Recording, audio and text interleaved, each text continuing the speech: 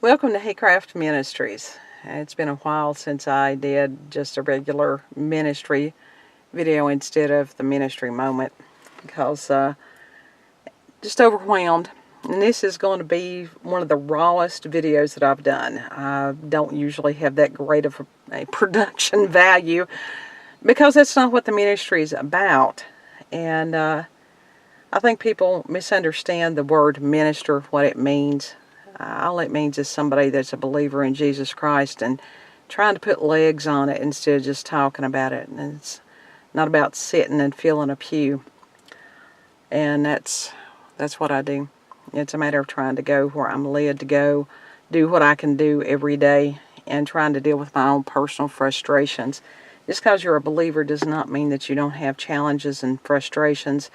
In fact, I think that you have more. But it's a matter of trying to see what God is trying to teach us during this period of time. Had a radio interview this morning, and while I appreciated the opportunity to be heard, it made me realize that how much we have a world of people that are just starving to be heard, to be seen. And I'm one of those. And I appreciated the opportunity. But the person that was doing the interview was not prepared to speak with me. And I was in radio for over 5 years, so I know how interviews are supposed to be done. And that's frustrating to see how people are given opportunities that I'm not. And I don't understand that. I don't understand what God is doing with my life, with my husband's life. I've been going through this since 2013, and God is what is holding me together every single day. And some days I'm held together a little bit better than others, and today's one of those challenging days because I'm just frustrated. It's triage every day, and those of us who are going through this, who we have an incarcerated loved one and all that goes with that.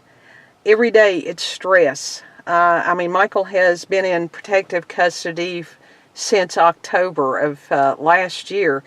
And as such, he's locked down usually 24 hours a day. He is so medicated that he sleeps 14 to 16 hours a day.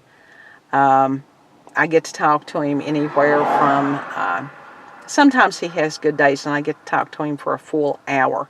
Phone calls are a maximum of 30 minutes at a time, and then you have to, if he has an opportunity to call back, then that's more money. And it's not about trying to put a price tag on it, but there are, it's expensive to have somebody that's incarcerated. You have to send commissary money. It's a matter of if they want something else, if, there's ways of doing things. And no, he's not doing anything illegal. It's a matter of trying to give him some options where he is, as far as even as far as commissary. This is not scripted, by the way, as you can tell. And I'm just going to leave it as is. When he has commissary, at least he has a choice of whether he wants to eat what they're offering or what they're not. And, and I've done it before. It's like it's food, eat it. But I can't imagine, different people have different tastes. And when you have no option and something tastes horrible to the point that you have to hold your nose and eat it, that's really sad. I've heard horror stories of what goes on in the kitchens and what they are serving these people. So I can't even imagine. And we do this every day. And yes, I smoke. And there's people that would condemn me because I'm a Christian and I smoke.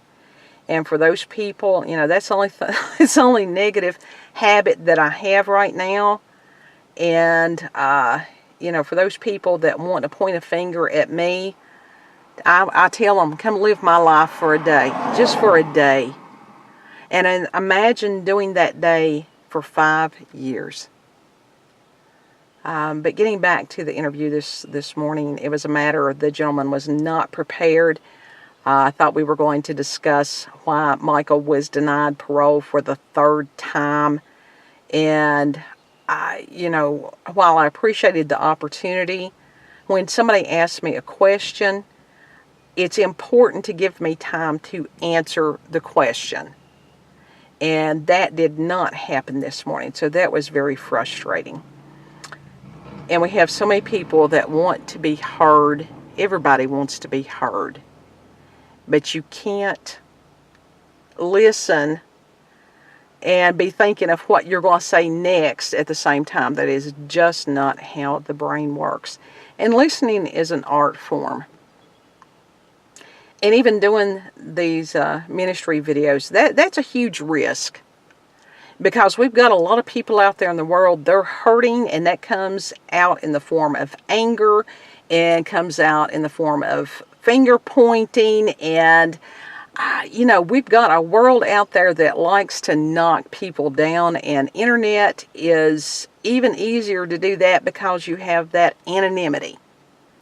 That somebody can go online and say something ugly, hurtful, hateful, just because they can. And so that's wrong. But I put myself out there, I put my family's story out there, just so that hopefully somebody at some point will hear this, and that it will help them, and that they'll know that they're not alone. One of the main things with the ministry is that we are willing to listen. I am willing to listen. My husband's a wonderful listener. He's had a lot of practice with me, and he listens remarkably well. And when you don't feel like you're being heard, and you keep crying out, and it's the same old all the time. Over the past few months, it's not that I've been idle in any way. It's a matter of keeping him calm every day, finding out what he needs, doing the best that I can to fulfill those needs. Talking to other inmates, trying to assess what they're doing, because that's, when you've lived a life in there, you learn to hustle. That's just a reality. Because a lot of these people don't have families that can provide for them. Common denominator with the inmates is poverty of their families, and this is one of the things that the system is doing. Those that can least afford extra expenses such as telephone calls and commissary and all that goes with it, visitation, they're bleeding the people dry in this nation. And that's leading to a whole lot of resentment. And while these people that are incarcerated, for them to be disenfranchised, which means that they can't even vote, their families can still vote. So I want all these people that are elected officials to know that. And during the past months, it's a matter of, with another gentleman that's still at Morgan County, writing people, elected people, press people, anybody that will perchance listen, and people that are in positions of power where they could not only listen but do something. And it's crazy. I mean, at least I did get a response back from some of the people here in Virginia. Out of Tennessee, I have written Governor Haslam multiple times, and he doesn't even read it closely enough to realize that I'm not from Tennessee. And that's frustrating. And I don't understand how a parole board that knows nothing of the situation, knows nothing of what was agreed on in court, can override a court decision. Why does a parole board even exist? Now, Michael agreed to 35% of so many years. And yet, this was the 3rd time that he was denied parole by people who have no experience, no qualification, no nothing with people with mental illness. And I thoroughly am a proponent that before these people have a job like this, they ought to do a minimum of 30 days in. And maybe they would have a better understanding of what they are imposing on other people. Let their families pay for commissary for a minute. Let them go without phone calls for a week and see what it does to them psychologically. Because experience is always the best teacher.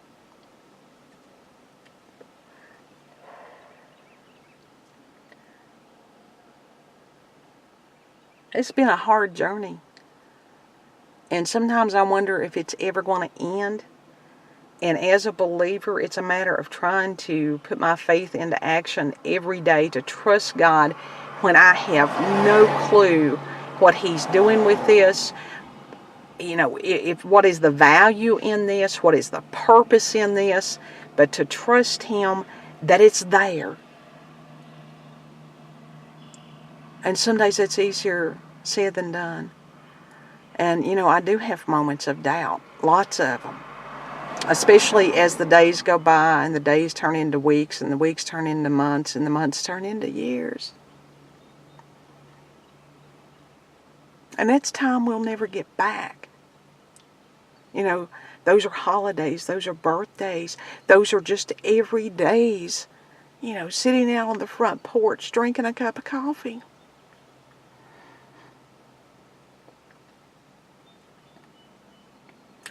In my silly little cup of coffee videos, those are what's keeping me sane right now. That's my therapy that I share with other people. That there's a small number of us that it's just a matter of going, good morning. I care that you're on this planet. Thank you for taking just a few minutes out of your day. The subject matter of those videos, just a matter of to remind me of the good things so that we don't look at all the darkness that's around us, because it's easy to do and get lost in. So whether it's the kitties or whether it's a flower or a bird or whatever that, you know, youngest kid and I are doing to just occupy our times, little snippets of life put out there to share with others. And other people do that too, and I'm so, so grateful.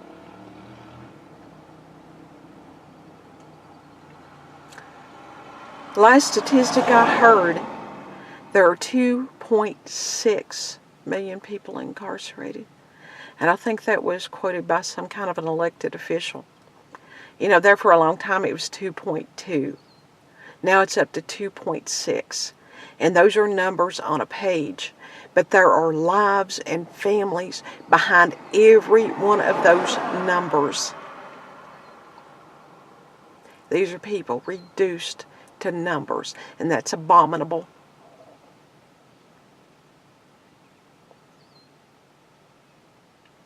So I guess I'm in need of prayer today.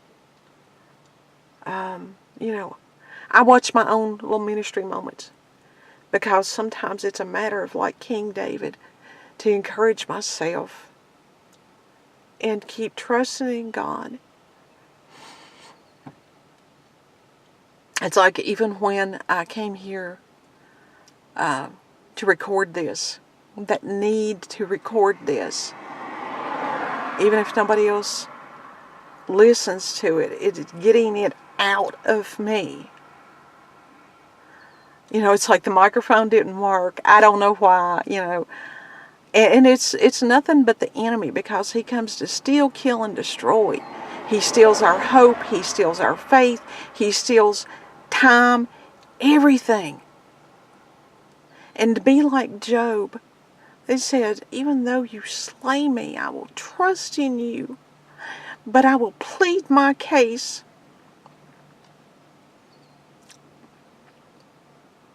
And that the state of Tennessee continues to abuse a man who is an adult survivor of child abuse. Evidence has been presented to them of why the man did what he did, which was always like stupid stuff, petty thievery charges. And I told him, baby, I said, you've got huge rap sheet as far as you being habitual. It's like as far as you being a criminal, you're not good at it. And that's true of most of these people that are locked up. They're not good at it. The ones that are good at it are usually in positions of power. You got a lot of them in government right now. And is there some resentment? Absolutely, there's resentment. I think it's not just me. I think there's a lot of people that are frustrated right now. A lot of people that need somebody just to listen. And that was, as a mental health counselor, it's exactly what you do. You listen. You're paid to listen. And how sad is that in our world today, that instead of having families and communities and churches that support each other and listen to each other, that we have to pay people to listen. Some of them do it well and some of them don't.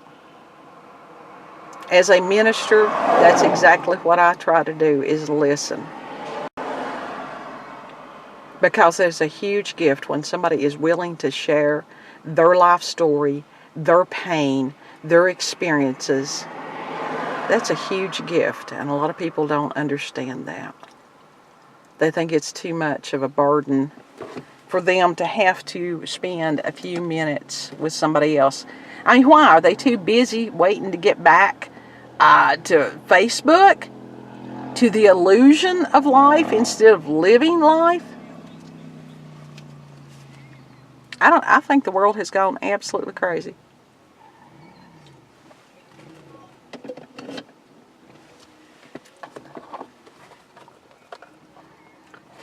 And it's so funny because when my husband and I got married, I knew I have had depression issues since I was in 4th grade. So I was probably 8 or 9. And somehow I thought he was the one God sent to help me through my goo. God pulled a munchie on us on that one. It was just like, oh well. And there's a song by Casting Crowns. It's called Broken Together. And I think that we've got a world full of broken people that are crying out for healing, waiting for healing. And that's what we do. We help each other heal. There's nobody that has it all together. Everybody's got their something. And if somebody thinks they've got it all together, they're deluded. So that's a problem.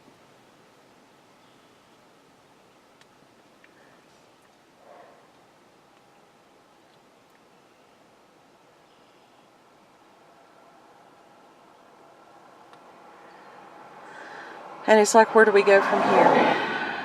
We keep on keeping on. It's like I've got a dear friend of mine that goes to court tomorrow for sentencing, unless they postpone it, which happens quite often. And I worked with her as an officer, and I had no clue she had a drug issue. And it was one of those that she and her husband both had issues, but they're still dear to me. And it's like, because the addiction it's not who they are. And addiction makes people who they are not. And people, when they're high and stuff, they do monstrous things sometimes to feed that addiction. I've got a first cousin who I found out yesterday was transferred to prison. And hopefully he will get the help that he needs. They are going to put him in a treatment program. So there is the possibility that he can reclaim his life after, in Virginia, you have to serve 85%. I think he got 6 years, which is a blessing because he could have got 20-some.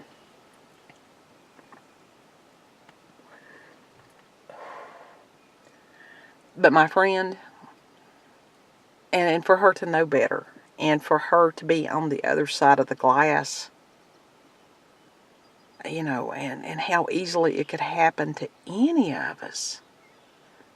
Somebody gets injured, they get put on these medications, the medications take over, Even as far as mental illness, I think that's a reason that people don't want to deal with it. It scares them because somewhere on a subconscious level, they know it could happen to them. Or maybe they don't. Maybe they think it happens to other people. Thyroid dysfunction, you got some depression with that. Diabetes, you got some depression with that. People that have traumatic brain injury. People that can have any kind of sickness to where they would run a high fever. All that can damage the brain. And guess what? Then you've got behaviors that are not like that person. Helping take care of 94-year-old with whatever dementia or brain disorder that she had. Man, that was a challenge. And it was heartbreaking. Because that disease, dementia and stuff like that, and Alzheimer's, it steals from you. And that's a video in and of itself. But also, rather than focusing on the horror of it, to sit there and live every day, because this moment is what we have. The last sensei that I had, he said the only thing that we can truly be sure of in this moment is the ground beneath our feet. And he wasn't a believer. So it's one of those, the only thing that I know of is that I have set my feet on the rock, and his name is Jesus Christ. I call him Yeshua because in Hebrew, Yeshua means salvation. And while the sand is shifting all around me, it's a matter of standing on that rock, standing on those promises that at some point in his timing, his perfect timing, that he will make beauty from ashes. Prayers for our family are always appreciated. Let us pray one for another. Thanks for listening.